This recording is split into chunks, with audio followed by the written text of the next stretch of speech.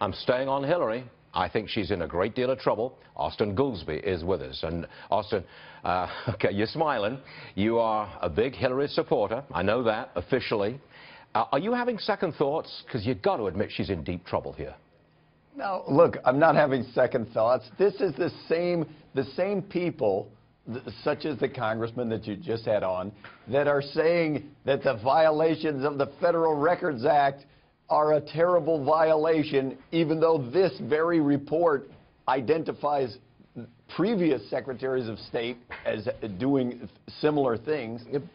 They're the same people that said Benghazi was terrible. They're the same people that said she murdered Vince Foster. And as long as this remains in a partisan framing, but it doesn't. It's not. It's politics today. Look, Austin, you must have seen the New York Times and the Washington Post this morning. The Post, they're saying that her actions were inexcusable.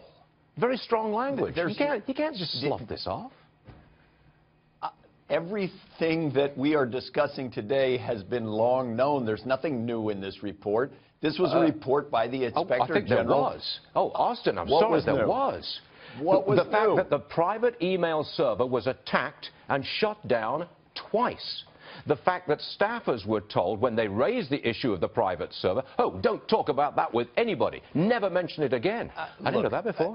Stuart, you know I'm not a lawyer. When I'm on your show, I'm usually making fun of lawyers. So I'm not going to get into the discussion about the legal aspects.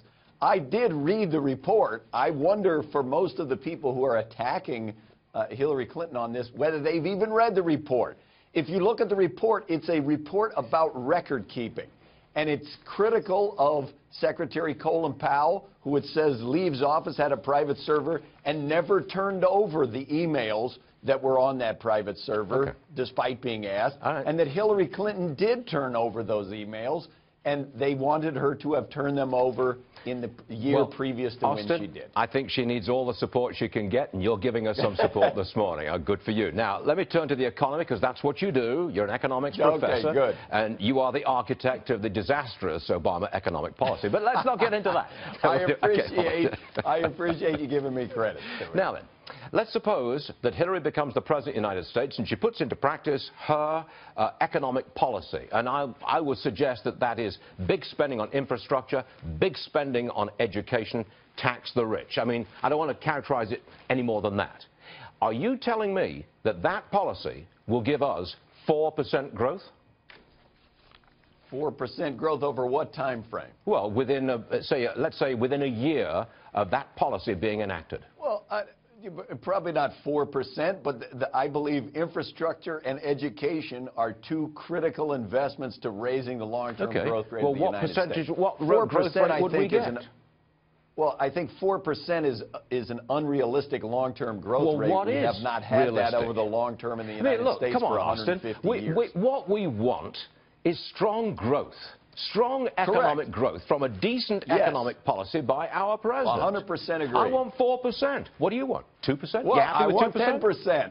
All I'll ask you is, when in the last 100 years have we had a 10-year period with 4% growth? I believe the answer is never. Oh, I believe that in the 1980s, following the enormous tax cuts by President Reagan, we did achieve a very strong rate of economic growth. Okay? Yes, we did. And we had 4% for 2 years. Yes, so I'd like to see that again. You can have cyclical. And I'm asking you, like do you think that her economic policies will give us we're going to have 4% growth for 2 years? And we'll cut taxes by $12 trillion. Okay, I mean, I'm asking again. Ultimately, the elections will be between two people.